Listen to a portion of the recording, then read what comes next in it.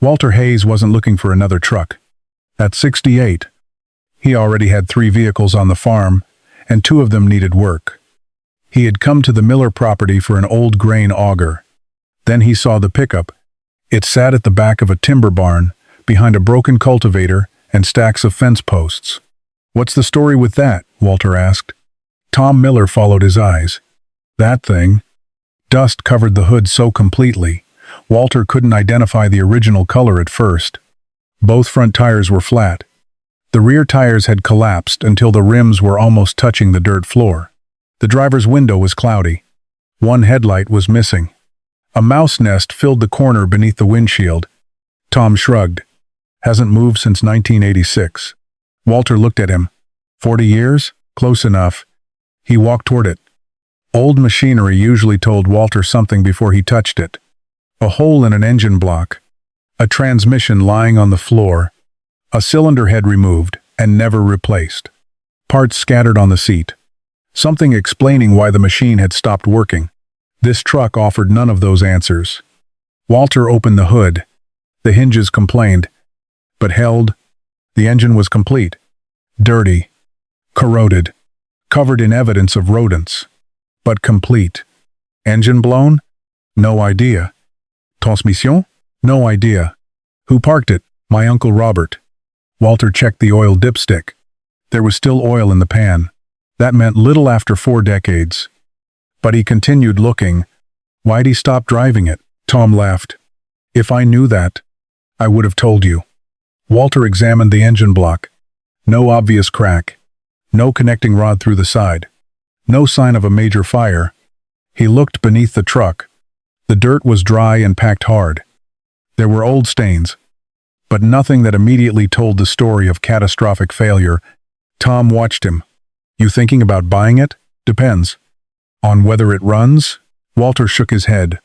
On whether I can figure out why it stopped. Tom named a price only slightly higher than what a scrapyard might pay. Walter looked at the truck again. Deal. Tom blinked. You haven't even tried the engine. And I'm not going to. That surprised him. Most buyers would have brought a battery, poured fuel somewhere, and turned the key until either the engine started or the starter smoked. Walter had seen enough damage caused that way. 40 years could dry cylinders. Fuel could turn to contamination. Wiring could short. Cooling passages could corrode. A stuck accessory could make a perfectly usable engine appear seized. Before asking the truck to run, Walter wanted to know what 4 decades had done to it. More importantly, he wanted to know what had happened before those 4 decades began. They began clearing space around the pickup. That was when Walter noticed the floor. The tires hadn't simply gone flat. They had settled into the same 4 depressions for so long that the dirt beneath them had hardened around their shape. Tom pointed. Told you. Never moved. Walter crouched near the front wheel. 40 years in exactly one position. He moved toward the engine.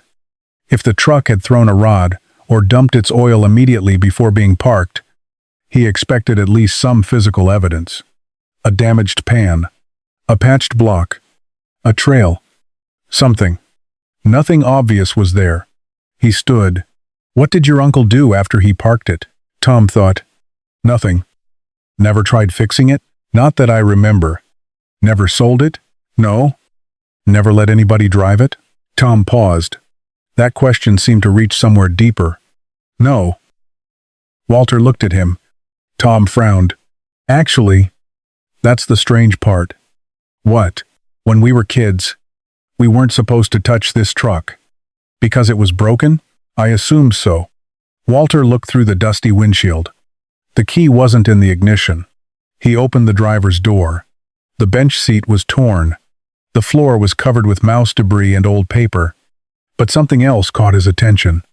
Near the steering column, one section of wiring had been disturbed. Not chewed. Not corroded away. Disturbed. Walter leaned closer. A connection was missing. The hardware around it showed old tool marks. He touched the area gently. Tom leaned through the doorway. Problème? Walter didn't answer immediately. A failed part could explain why a truck stopped moving. A missing part could too. But after 40 years repairing farm equipment, Walter knew there was a difference between something that had fallen apart and something somebody had taken apart. He straightened. "Did your uncle ever say this truck couldn't run?" Tom shook his head. "Then what did he say?" Tom thought for several seconds. Finally, he remembered. He said nobody was to start it. Walter looked back at the missing connection. That changed the question completely. Maybe he hadn't bought a truck someone couldn't repair. Maybe he'd bought a truck someone had made sure nobody could drive. Walter didn't try the key. He didn't install a battery. He didn't pour fresh fuel into anything. Instead, he put the truck on stands and started looking for the disaster everyone assumed had happened 40 years ago. David walked into the workshop and stopped beside it. "You actually bought this?" "Yep." "Does it run?" "Don't know." "What's wrong with it?" Walter looked beneath the hood. "That's what bothers me." He drained a small sample of oil into a clean pan. Dark. Old. But no water came first. No obvious metal fragments. Nothing that screamed catastrophic engine failure. It proved almost nothing. But it also gave Walter no reason to stop. Next came the spark plugs. He numbered them as they came out. David watched. Why? If one cylinder tells me a different story, I want to know which one. The plugs were ugly. 40-year-old ugly. But none showed obvious evidence of the kind of failure that should have ended a truck overnight. Walter added lubricant to each cylinder. Then waited. While it worked, he inspected everything else. Cooling system? Aged. Hose? Hard. Fuel? Unusable. Wiring? Rodents had been busy. David pointed around the engine bay. "There's your answer?" "No." Walter held up a cracked hose. "That's what 40 years did after it stopped." He dropped it onto the bench. "I want to know what made it stop." That distinction changed the inspection. Walter crawled underneath. Oil pan intact. Transmission housing intact. Drive shaft still there. Differential complete. No broken axle. No hole in the block. No half-finished engine repair. No pile of parts waiting beside the truck. Nothing matched the story 40 years of silence seemed to tell. David crouched nearby. Maybe the engine seized. Maybe. That one they could test. Walter fitted a breaker bar to the crankshaft. He applied gentle pressure. Nothing. David immediately said, "There." Walter stopped. "There what?" "Seized." "No." "It didn't move." Walter looked at him. "That means it didn't move." He wasn't going to turn resistance into a diagnosis. Not yet. Walter backed off, waited longer for the lubricant to work, then applied pressure again. Still hard. A little more. Something moved. Barely. Walter froze. Reset the bar. Pressed again. The crankshaft moved farther.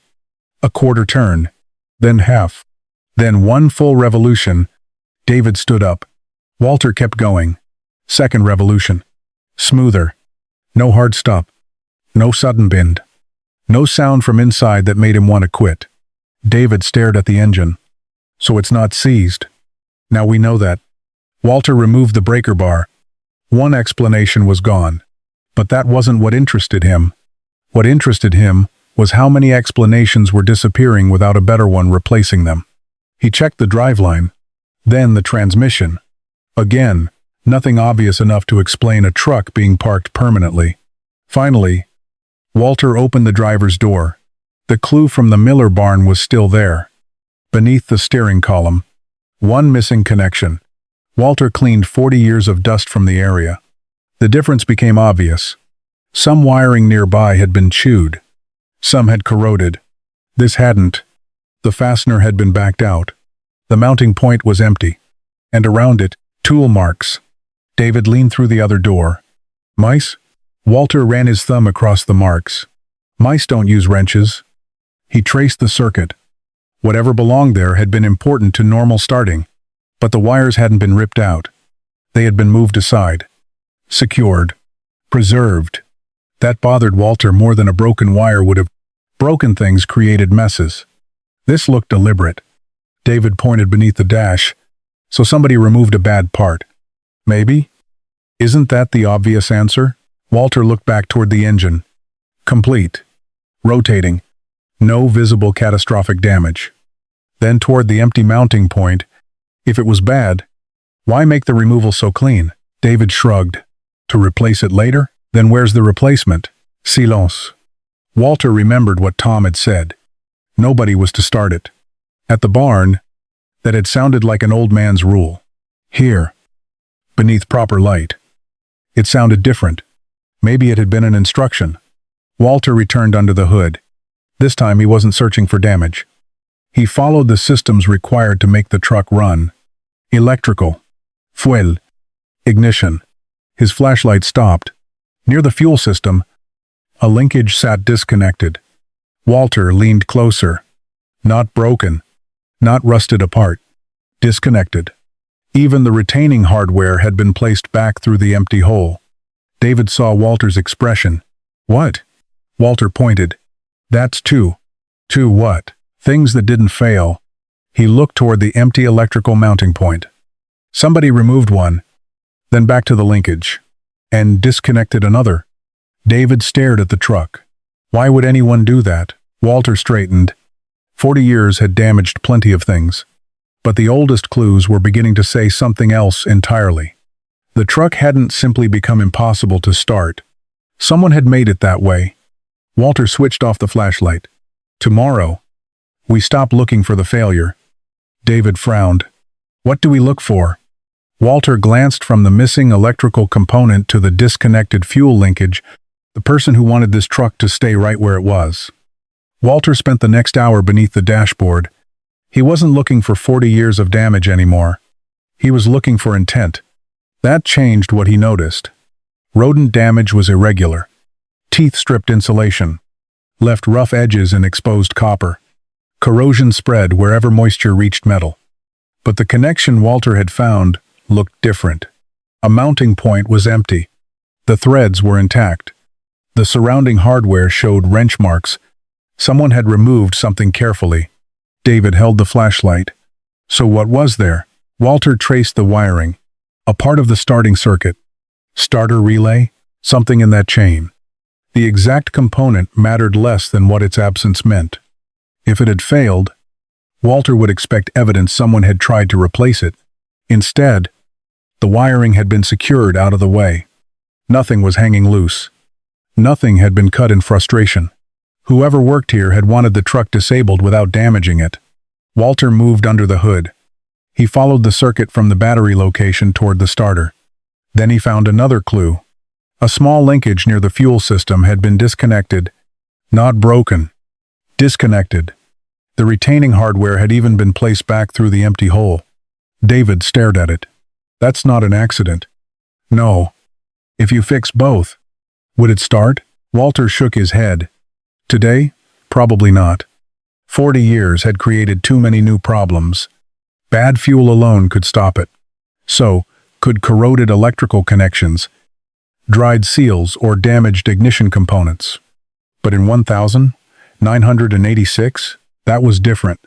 Walter studied the linkage. If it had been functional when Robert parked the truck, disconnecting it would have prevented normal operation without destroying anything. Two separate interruptions. Both reversible. That bothered Walter. One missing part could be a repair that never happened. Two deliberate interruptions started looking like a plan. David leaned against the fender. Maybe Robert was fixing something. Then why disable two systems? Maybe he didn't know what was wrong. Walter pointed toward the carefully stored hardware. A man guessing usually leaves a mess. He had seen unfinished repairs. Bolts disappeared. Parts accumulated on the floor. Wires were cut. Covers remained off. This wasn't like that. Someone had put the truck to sleep. Walter opened the driver's door again. The glove box was stuck. He pulled gently. Nothing. He worked the latch until 40 years of rust finally released. Inside were registration papers, an old flashlight, several pencils, and a stack of receipts. Walter didn't read them yet. He was interested in something else. At the bottom lay an empty cardboard box. A faded parts store label remained attached. David handed it to him. The printing was difficult to read. Walter wiped away dust. It was for an electrical component, compatible with the truck's starting system. David looked toward the empty mounting point. So Robert bought the replacement. Looks like somebody did. Then why isn't it installed? Walter turned the box over. A date had been written on the bottom. October 1986. Very close to when Tom said the truck stopped moving. That created a contradiction. If the old component had failed, Robert apparently bought another. Yet 40 years later, the replacement wasn't installed, and the truck had been disabled in more than one place. Walter returned to the engine. Before chasing the history any further, he wanted one mechanical answer. Could the engine still produce compression? He performed a basic check while rotating it without allowing it to start. The readings weren't perfect. He hadn't expected them to be after 4 decades, but they were encouraging enough to continue. David looked at the results. That's not a dead engine. It's not proof of a good one either, but if it had blown up in 1986, we'd probably have found stronger evidence by now. Walter looked across the shop. Old truck. Complete engine. Free crankshaft. Intact driveline. No catastrophic damage. And now, 2 systems that appeared to have been deliberately interrupted. The mystery had changed. Walter had bought the truck, believing he would eventually discover what had broken.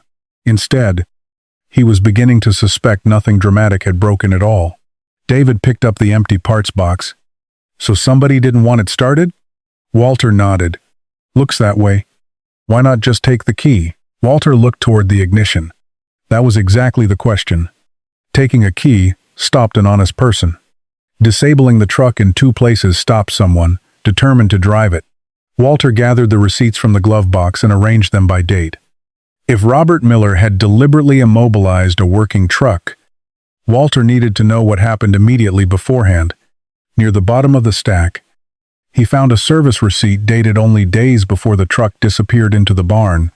Walter read the mileage, then looked through the windshield at the odometer. The numbers were almost identical. He went quiet. David noticed. What? Walter handed him the receipt. Whatever happened to this truck? He looked at the deliberately disconnected linkage. Happened almost immediately after somebody paid to keep it on the road.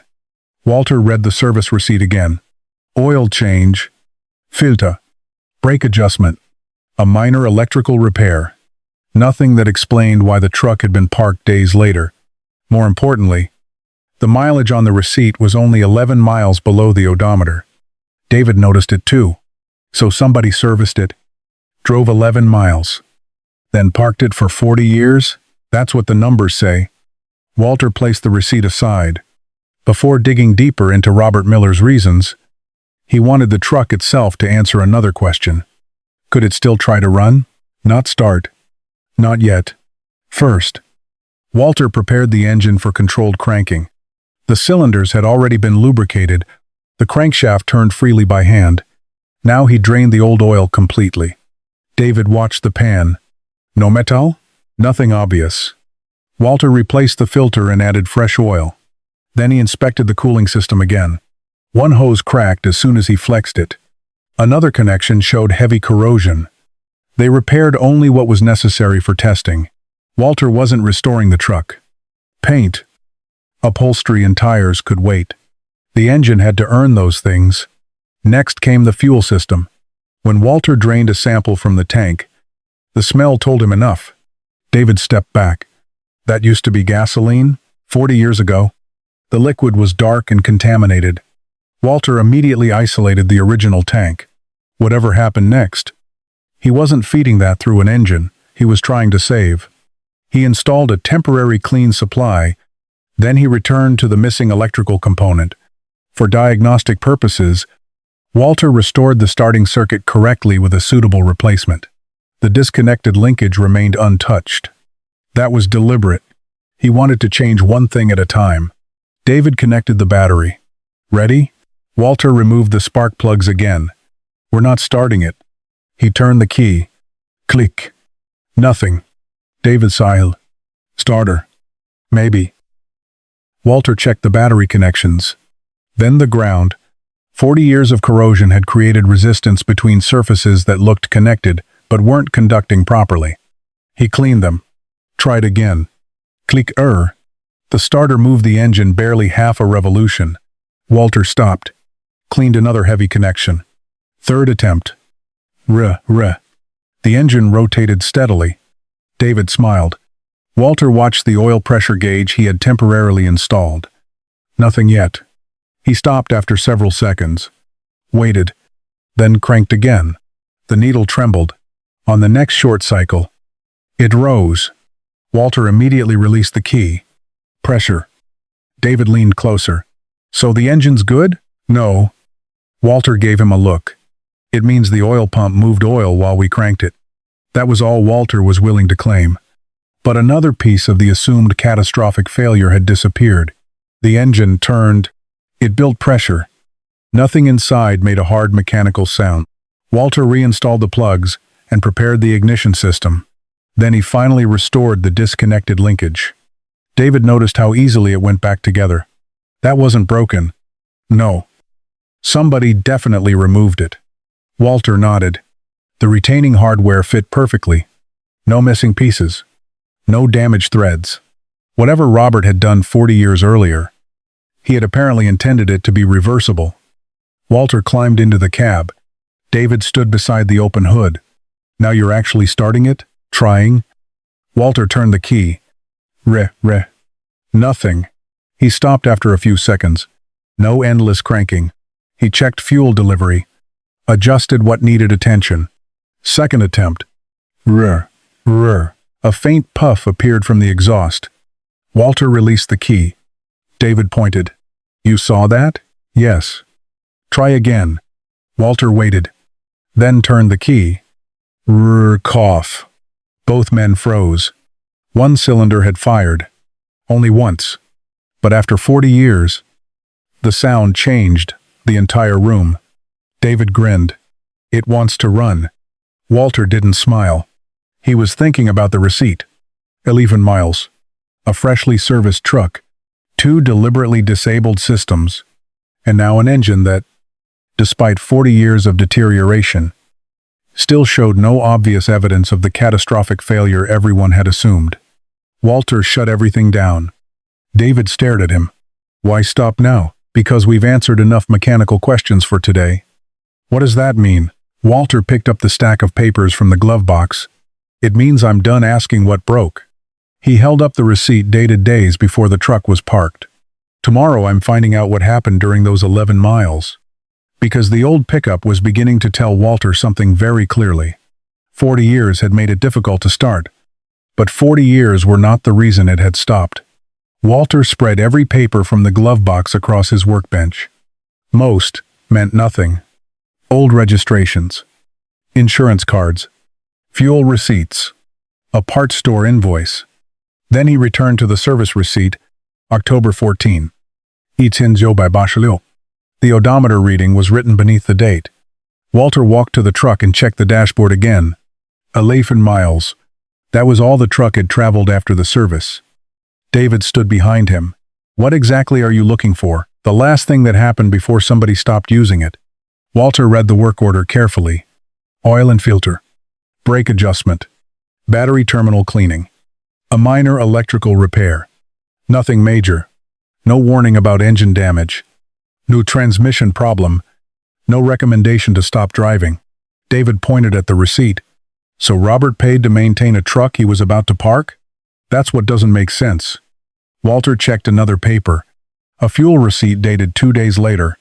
Then another. He arranged them chronologically. The final fuel purchase was only 3 days after the service. After that, nothing. No repair invoice. No towing bill from a breakdown. No replacement engine estimate. The paper trail simply stopped. Walter opened the driver's door. This time he searched beneath the seat. Old gloves. A tire gauge. Several bolts. A length of rope. Then his fingers touched folded paper wedged beneath the seat frame. He pulled it free. A towing invoice. David leaned closer. There it is. Walter read it. The truck had been towed. But not from a highway. Not from a repair shop. The pickup location was only several miles from the Miller farm. The destination was listed simply as Miller Farm. Date, October 18. 1986. 4 days after the service. Walter looked at David. That changes things. Engine died? Maybe. But something bothered him. If the truck had broken down badly enough to require towing, why had Robert later disconnected 2 separate systems? A dead truck didn't need to be deliberately disabled. Walter turned the invoice over. There was handwriting on the back. Faudet Pengil. Only a few words remained readable. No damage. Robert picked up. David read it twice. No damage? Walter nodded slowly. The truck had apparently been recovered from somewhere away from the farm, yet whoever wrote the note hadn't recorded a mechanical failure. Walter gathered the documents. I need to talk to Tom. They drove back to the Miller property that afternoon. Tom listened while Walter explained the dates. Service. Fuel. Tove. Then 40 years in the barn. Tom stared at the invoice. I was a kid.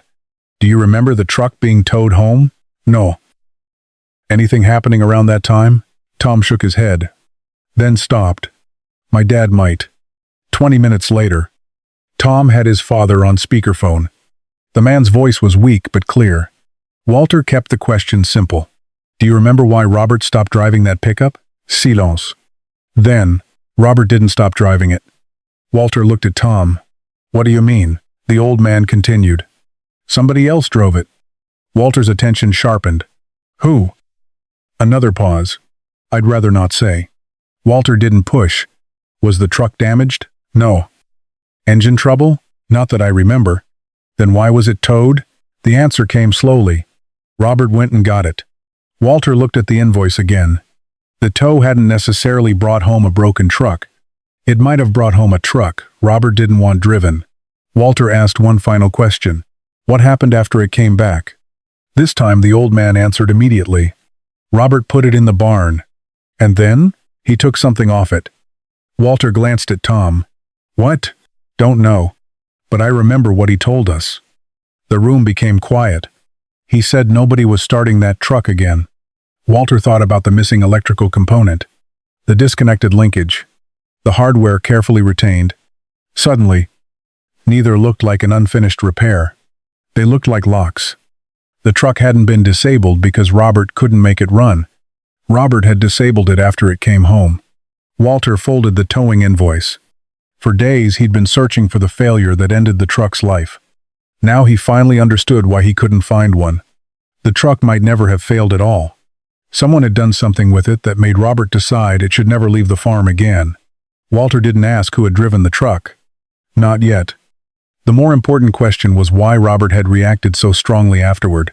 Tom called his father again the next morning. This time Walter was in the workshop, standing beside the pickup. Was Robert angry when the truck came back? Walter asked. Angry isn't the word. What is? The old man paused. Scared. Walter looked at David. That wasn't what either of them expected. Scared about the truck? No. About what could have happened. Walter glanced toward the engine. So there wasn't a mechanical failure? Not that I knew of. Robert drove it into the barn himself. Walter went still. That single detail eliminated another assumption. You're certain? I watched him.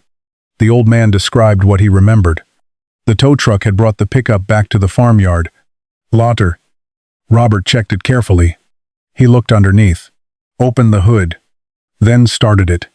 He drove it into the barn? Yes. And it ran normally? As far as I remember. Walter looked at the truck. 40 years of silence had created a story around it. Dead engine. Bad transmission. Repair too expensive. But the last confirmed movement of the truck hadn't been behind a tow cable. It had moved under its own power. What happened next? Walter asked. Robert told us nobody was to touch it. Then he disabled it? I saw him working under the hood that evening. That matched the evidence. The disconnected linkage, the removed electrical component, not deterioration, not an abandoned repair. A deliberate act. Walter asked carefully, why didn't he just hide the keys? The answer came immediately. Because the keys hadn't stopped them the first time. Silence filled the workshop.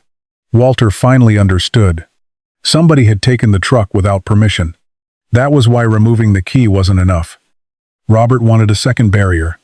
Then a third. David whispered. Who took it? Walter raised a hand. The identity wasn't important yet. What happened while they had it? The old man hesitated. They went into town. And? There were several kids in it. Too fast. From what I heard, Robert got a call later that night. Police? No. That mattered.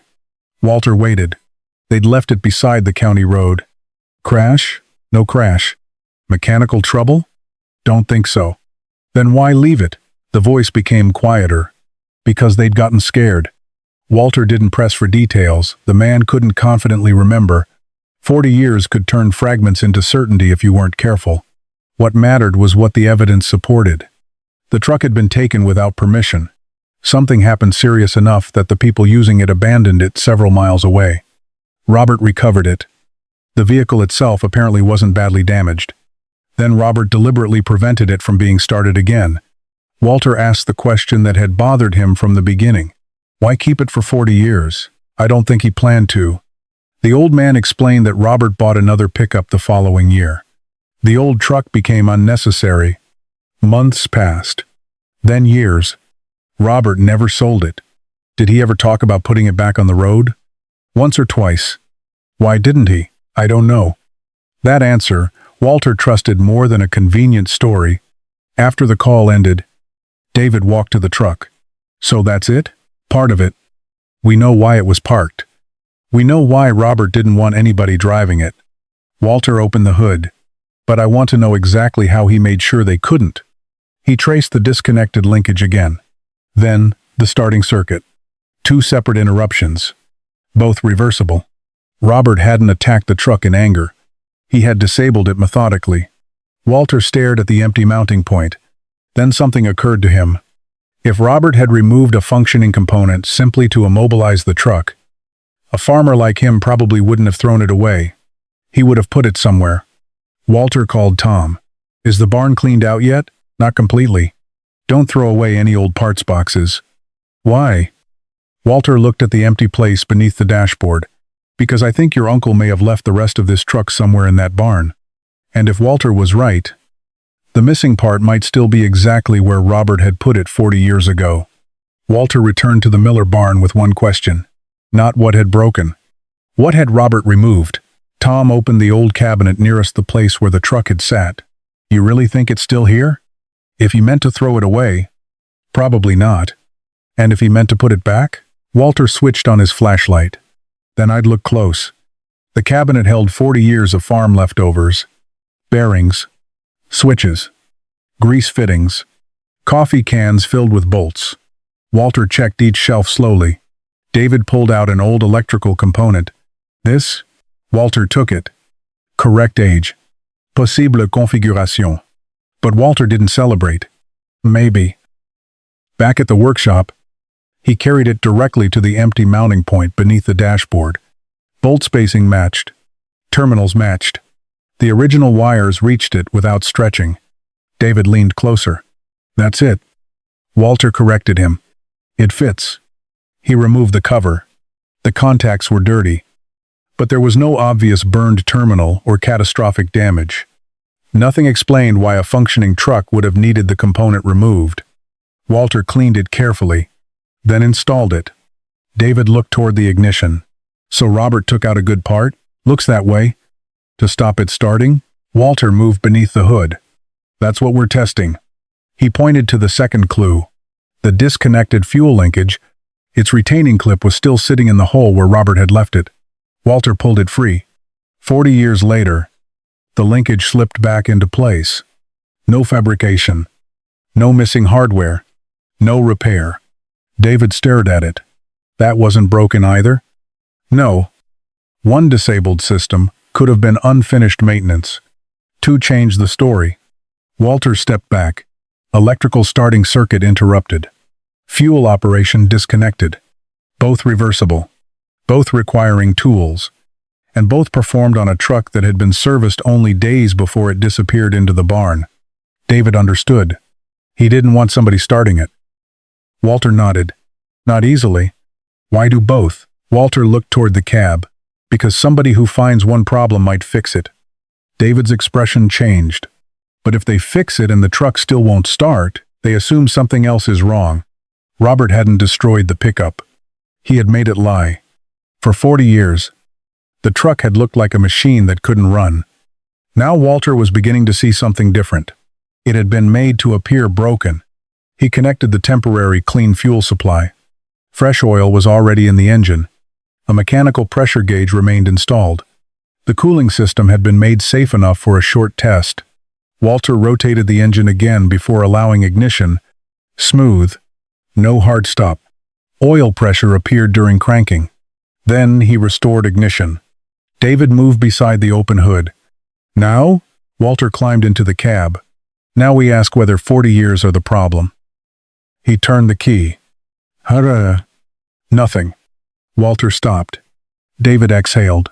Walter didn't react. He checked fuel delivery. Then, ignition. One old connection showed more resistance than it should. Corrosion. Storage damage. Not Robert. Walter cleaned it. Second attempt. Cough. A faint haze drifted from the exhaust. David pointed. There. Walter had already seen it. Fuel was reaching the cylinders. Something had tried to burn. He waited. Third attempt. Cough, cough, brr. For half a second, the engine caught. Then silence. David laughed. That's an engine. Walter's eyes went to the oil pressure gauge. Pressure. He shut everything down. David looked disappointed. Why stop? Because we got the answer? It didn't even stay running. It didn't need to. Walter climbed out. On the bench sat the component they had recovered from Robert's barn. Beside it lay the retaining clip from the fuel linkage. Two small pieces of evidence. Together. They destroyed the story everyone had believed for 40 years. Robert hadn't parked a truck because he couldn't make it run. He had taken a truck that could run, and deliberately made sure someone else couldn't. David picked up the old component. So this is why it sat 40 years. Walter shook his head. This is how. He unfolded the towing invoice. October 18. $1900. Recovered several miles from home. No recorded damage. A freshly serviced truck. Taken somewhere. Brought back. Then disabled in 2 separate ways. Walter looked at David. We know what Robert did after it came home. What we don't know, David said, is what happened before. Walter nodded. That was the question now. Not what happened to the truck.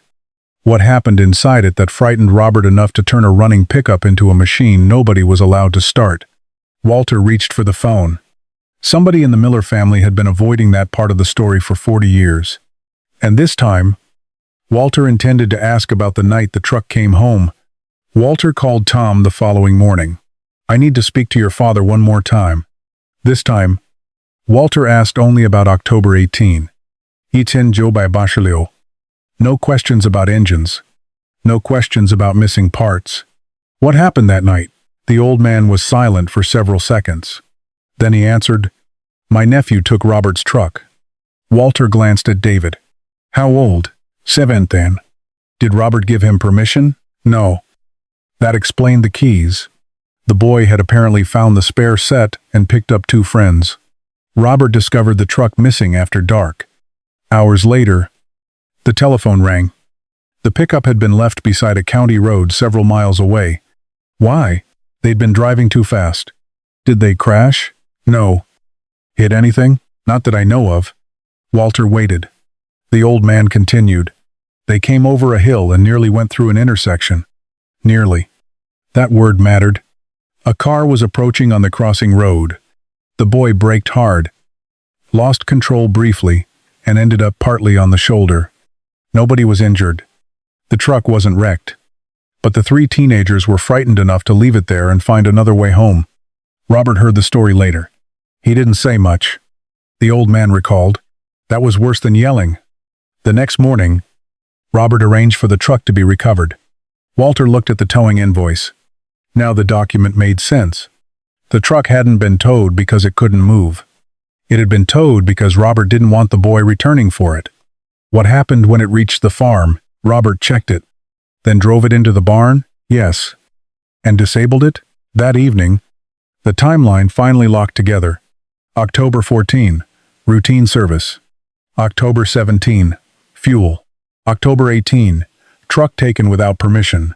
That night, near accident. Truck abandoned. Recovered. Driven into barn. Then deliberately immobilized. Walter looked across the workshop at the pickup. For 40 years, people had seen a truck that never moved and assumed mechanical failure. The truth had nothing to do with a broken engine. Robert had removed its ability to start because taking the keys had already failed once. David asked, "Why two systems?" Walter understood now. One could be found. He pointed toward the electrical component. A teenager who knows enough might replace this. Then toward the disconnected linkage. But if he fixes one problem and the truck still won't run, he starts thinking something really is broken. Robert hadn't merely removed a key. He had created a mechanical lock with 2 layers. Reversible by him. Confusing to anyone else. Walter asked the old man one final question. Did Robert intend to leave it there permanently? No.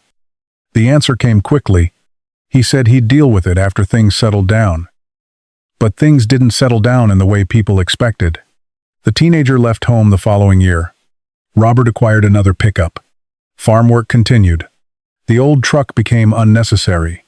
A temporary punishment became a season in storage, then several years, then decades. Walter thanked him and ended the call. David stood beside the truck. So that's why it sat 40 years. Walter shook his head. That's why it started sitting. There was still a difference. The incident explained why Robert immobilized it. It didn't fully explain why a usable truck was allowed to disappear for the rest of his life. Walter picked up the old electrical component they had recovered. Robert had kept it.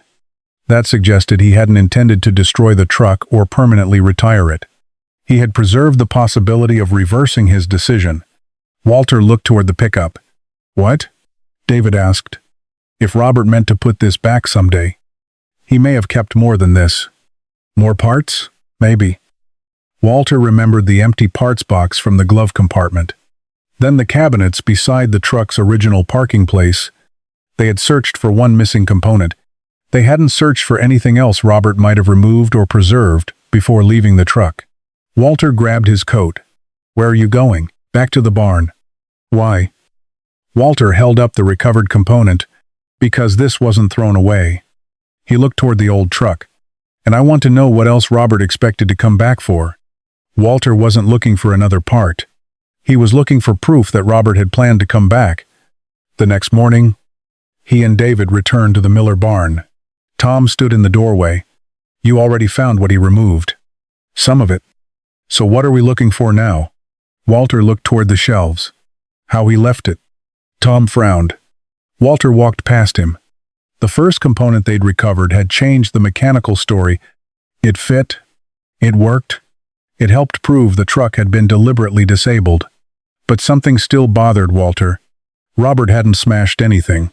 Hadn't cut wires. Hadn't thrown hardware away.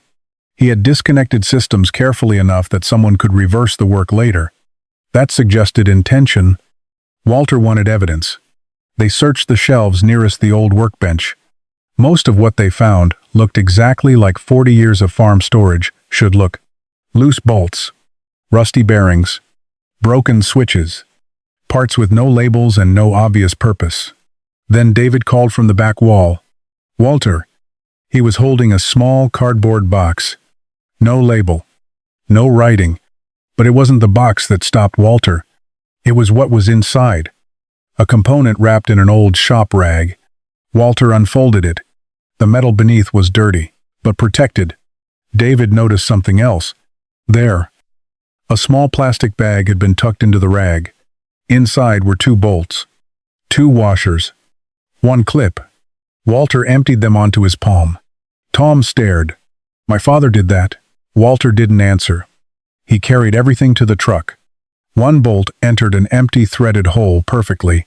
Then the second. The clip matched another disconnected point. No hunting through coffee cans. No substitute hardware.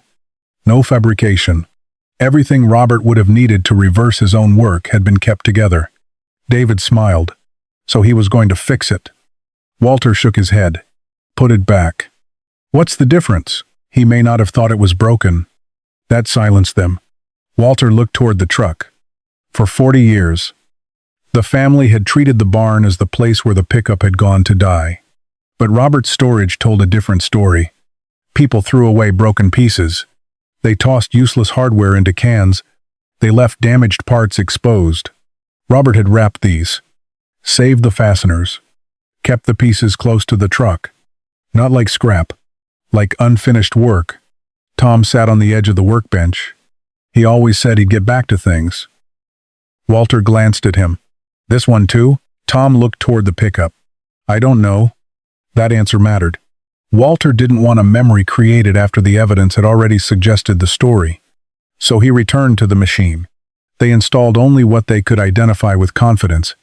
Every connection was checked. Every piece compared against the mounting point it appeared to belong to. Nothing was forced to fit the theory.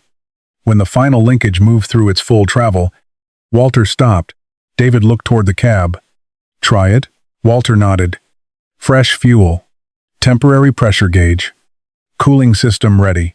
Fire extinguisher nearby. Then the key. Cough. Walter released it. David grinned. Again. Walter waited. Second attempt. Cough. The engine caught for a moment. Longer than before. Then died. Tom had stepped away from the bench.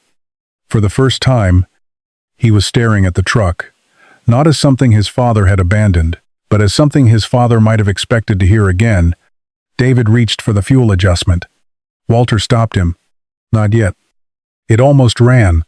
Exactly. Walter went back to the bench. If Robert had preserved the parts this carefully, perhaps he had preserved something else. A note. A receipt. A warning.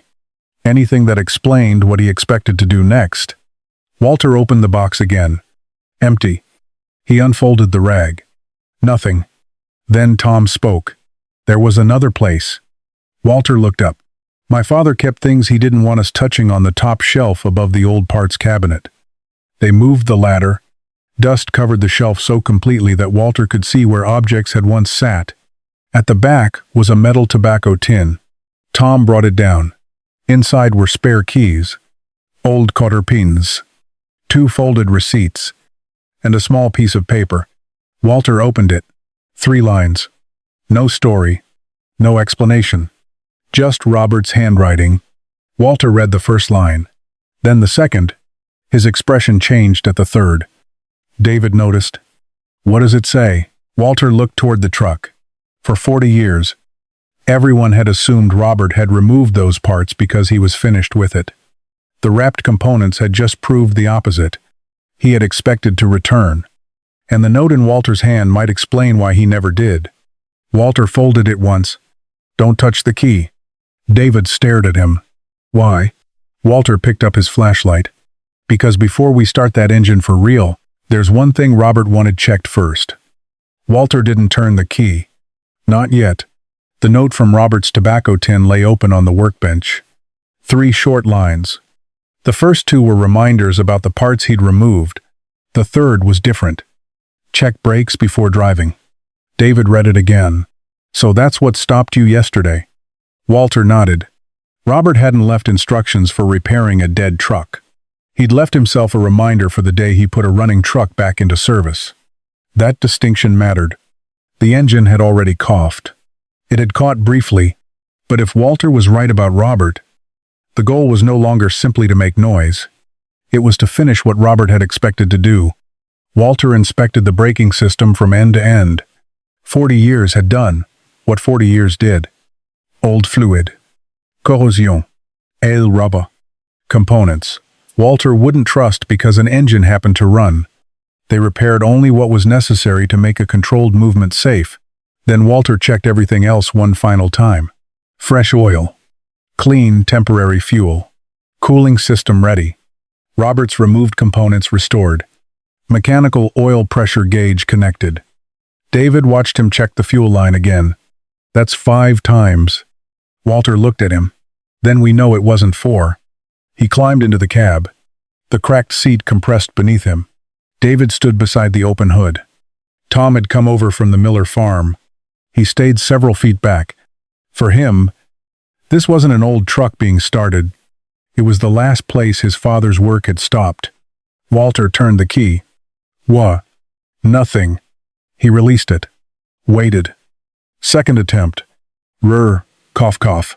The engine nearly caught. Then, silence. David looked toward him. Again? Walter climbed out. He checked the temporary fuel supply. A small pocket of air remained in the line. He corrected it. No guessing. No endless cranking. One problem. One correction. Walter returned to the cab. Third attempt. Rrr, cough, brrm. The engine came alive. Dust trembled from the hood. Gray smoke rolled from the exhaust. David laughed. Tom didn't move. Walter barely looked at either of them. His eyes went straight to the mechanical gauge. The needle climbed. Oil pressure. Good. Only then did Walter listen. The idle was rough. One cylinder joined unevenly. He kept his foot away from the throttle. After 40 years, the engine didn't need to prove how loudly it could run. It needed to prove it could survive running at all. 30 seconds. 1 minute. Oil pressure held. Temperature began to rise. The roughness slowly softened. 2 minutes. No heavy knock. No major leak. 3. The exhaust started clearing. David leaned through the window. 40 years. Walter nodded toward the gauge. Not yet. At 5 minutes, he increased the engine speed slightly. The pressure responded. He returned it to idle. The needle dropped, then stabilized. Walter watched it carefully. Still good. Only then did he shut the engine off. David stared at him. You finally get it running and kill it? Cold oil can hide things. Walter opened the hood. Now we look at it warm. They checked every connection. Oil. Coolant. Fuel. Nothing alarming. Walter waited several minutes. Then climbed back inside. This start mattered differently. The first had proved the engine could wake up. A warm restart would tell them whether it wanted to stay awake. He turned the key. Almost immediate. Tom lowered his head and laughed once. Quietly. Walter let the engine settle, then pressed the brake pedal. Firm. He selected first gear. David stepped aside. Walter released the clutch slowly. The truck moved. 6 inches. A foot. Then several feet. Walter stopped. Pressed the brake. The pickup stopped cleanly. He moved again. This time farther. Out of the workshop. Sunlight reached the hood. Tom stood motionless. The last time he'd seen that truck move under its own power, Robert had been behind the wheel. Walter stopped in the yard. The engine idled. Oil pressure held. Temperature remained normal. David walked over. So it really wasn't broken. Walter shook his head. Don't confuse running with perfect. 40 years had created plenty of problems. Rubber. Corrosion. Fuel contamination. Ega. But none explained why the truck entered the barn in 1986. Walter looked at Robert's note lying on the workbench. The message had not warned, engine bad. It had not said, do not start. It had said, check brakes before driving. Robert had expected there to be a next drive. He just never reached it. Walter looked at Tom. Your father didn't leave us instructions for fixing this truck. Tom stared at the pickup. No. Walter eased it forward again. He left instructions for putting it back to work. The old truck rolled across the yard, and for the first time in 40 years, Robert's unfinished plan moved with it. The truck was running. That should have answered everything. It didn't. Walter stood beside the open hood while the old engine settled into a steady idle. Oil pressure held. Temperature stayed normal. No knock appeared as the engine warmed. 40 years of silence had ended. But one question remained. Why 40 years? David looked toward the barn. If Robert kept the parts, if he meant to put them back, why didn't he? Walter shut the engine down. That answer wouldn't be under the hood. They found Tom sitting at the kitchen table. Walter placed the recovered parts, the saved hardware, and Robert's note in front of him. Tom stared at them for a long time. He really kept all of it. Looks that way. Tom picked up one of the bolts. My father never threw anything away. Walter shook his head. This wasn't thrown in a bucket. The bolts had been bagged, the components wrapped, the work reversible. Robert hadn't disabled the truck like a man finished with it. He had disabled it like a man expecting to return. Tom leaned back. Then I think I know what happened. Walter waited. Tom looked toward the window. After that night, Dad was furious. The near accident had scared him more than he admitted. He had the truck towed home, removed what he needed to make sure nobody could take it again, then parked it inside the barn. For how long? Tom almost smiled. That was the thing. He paused. Nobody said 40 years. Walter said nothing. Dad said he'd deal with it later. There it was. Not a mechanical failure. Nur a catastrophe. Later, Tom continued. Farm work didn't stop because one truck had been parked. There were cattle to feed, fence to repair, equipment breaking at worst times. Within weeks, Robert bought another used pickup. Nothing special, just something that could work immediately. The disabled truck stayed inside. Then 1 month became 6. 6 became a year. Tom remembered asking once when he was younger. Robert had said he'd get to it after harvest. Another time, after winter, then after planting. Walter knew those promises. Every farmer did. Tomorrow was where unfinished jobs went, when today's work was already waiting. Did he ever try to sell it? David asked. Once. Tom thought for a moment. A man came by years later. How much? I don't remember. Dad said it wasn't enough. Walter understood. By then, the truck occupied an awkward place. Too good to scrap. Too unfinished to use. Not valuable enough to become urgent. So it remained exactly where it was. Protected by the barn. Preserved by neglect. Waiting for a day that never became important enough. David looked at Walter. So there wasn't another reason? Walter glanced toward the truck. 40 years makes people expect a 40-year-sized explanation. Tom nodded slowly. But there wasn't one. The real explanation was smaller. And because it was smaller, it was easier to believe. Robert had made a temporary decision. He protected his family. He preserved the parts. He intended to reverse the work. Then life moved faster than intention. Tom looked down at the old note. I always thought something serious must have happened to the truck. Something serious did happen, Walter said. Tom looked up. Just not to the truck. Silence. That was the distinction everyone had lost. The dangerous event had happened with the pickup. Not to it. The machine had carried the punishment for what people had done. David looked toward the barn. 40 years because he kept saying tomorrow. Walter nodded. Tomorrow simply kept losing to today. Later that afternoon, they returned to the truck. Walter turned the key. The engine started. No ceremony this time. It simply ran. Tom stood beside the barn door listening to a sound he hadn't heard since he was young.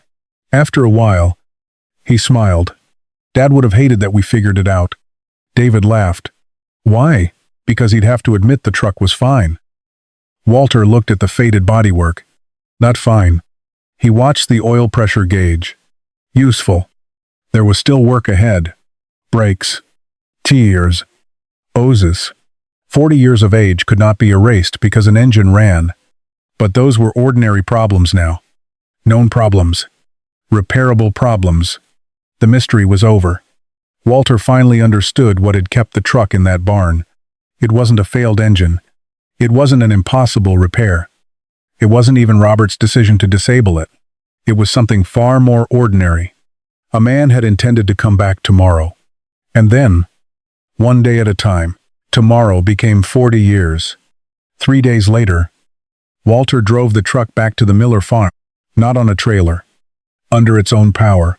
He kept the speed modest, listened to the engine, watched temperature, watched oil pressure. The old pickup still had work ahead of it. Tears. O's. Brakes that deserved more than a temporary recommissioning. 40 years could not be erased in a week. But Walter wasn't trying to erase them. He was trying to answer one question. Could the truck still be a truck? By the time the Miller barn appeared ahead, he had his answer. Tom was waiting outside. He heard the engine before he saw it. Then the faded pickup came around the bend. For several seconds, Tom didn't move. Walter stopped beside the barn and shut the engine off. Silence returned. But it wasn't the same silence that had filled the building for 40 years. Tom walked slowly toward the truck. Dad used to park it right there. He pointed toward the dark rectangle inside the barn. Walter looked at the spot.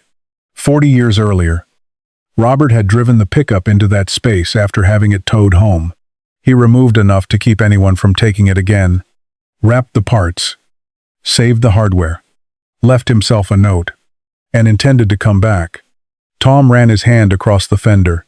All those years, we thought something was wrong with it. Walter shook his head. Things were wrong with it. Tom looked at him. Just not the thing we thought. Walter nodded. That distinction was the whole story. Age had created problems. Storage had created more. But neither explained why the truck had stopped moving in 1986. The truck hadn't failed and been abandoned. It had been deliberately stopped after something frightened Robert badly enough to make sure nobody could drive it again without his permission.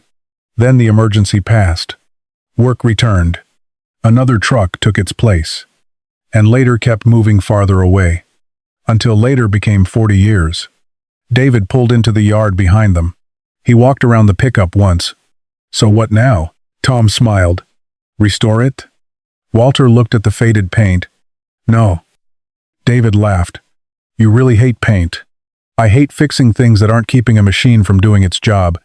Walter pointed toward the tires. Those matter. Then the hose. Those matter. He tapped the hood. The color can wait. Tom looked at the truck. I think Dad would have agreed. Walter didn't answer. None of them could know exactly what Robert would have thought. The evidence had taken them far enough. There was no reason to turn the dead into narrators. Tom opened the driver's door. The old hinges complained. He sat behind the wheel. For a moment, he simply rested his hands on it. I haven't sat here since I was a kid. Walter stood beside the open door. Tom looked at the ignition. Can I? Walter smiled. It's your truck. Tom turned the key. Brrrram. The engine started almost immediately. Tom's face changed. Not dramatically. Just enough. His eyes went to the gauges. Walter noticed. Oil pressure. Then temperature. Only after that did Tom listen to the idle. Walter said nothing. That was better than any speech he could have given him. David leaned against the fender. So after all this, what was actually wrong with it? Walter looked toward the barn. There were two answers. One belonged to the machine. 40 years of storage had left corrosion. Old fuel. Hardened rubber and neglected systems that needed attention. But the other answer belonged to the mystery. Why had a working pickup gone into a barn and never come out? Walter pointed toward the truck. Nothing that needed 40 years to fix. Tom looked at him. Walter continued. Your father solved the problem he had that night. He made sure the truck couldn't be taken again. He just never got around to undoing the solution. Tom looked through the windshield toward the empty place in the barn. Then, he shifted into gear. The pickup rolled forward, slowly at first. Then out across the yard, Walter watched it go. For 40 years. Everyone had looked at that silent truck and assumed time itself proved something terrible had happened to it. But time wasn't evidence. Sometimes a machine sat because it was ruined. Sometimes because nobody knew how to repair it. And sometimes because a temporary decision outlived the reason it had been made. Tom turned at the edge of the field and drove back toward them. The engine sounded steady. The truck stopped beside Walter. Tom rested one arm on the open window. What do I do with the parts Dad removed? Walter looked toward the barn. Keep them. Tom smiled. Behind the seat? Walter smiled back. That seems appropriate. Tom drove on. The faded pickup disappeared down the farm road, leaving the space inside the barn empty for the first time in 4 decades. Robert had never left behind a truck waiting for someone to discover how to repair it. He had left behind an unfinished decision, and 40 years later, someone finally came back to finish it.